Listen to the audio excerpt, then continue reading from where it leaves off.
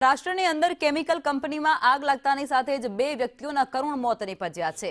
થાણેમાં chemical કંપનીમાં આગ લાગવાથી બે લોકોના કરુણ મોત, જેમાં બદલાપુરના ખારપુડી એમઆઈડીસી આગની લાગતાની સાથે જ દોડધામ મચી જવા પામી હતી।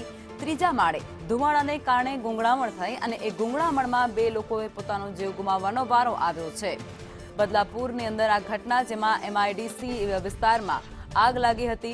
आगे विकराल स्वरूप धारण कर्યું। अनेक वस्तुओं तेमां बळीने खाक थई छे।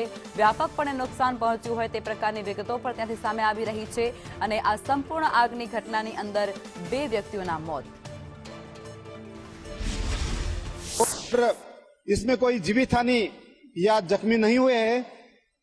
कॉल बड़ा होने के कारण बदलापुर के नजदीक के अमरनाथ एमआईडीसी, अमरनाथ नगर परिषद और उल्लासनगर महानगर पालिका के 6 फायर इंजन यहाँ हेल्प नहीं। ये पैसिफिक केमिकल कंपनी है। इसमें कोई अभी तक जानकारी नहीं मिली कि इसमें कोई जख्मी या मृत्यु नहीं हुई है। ये आग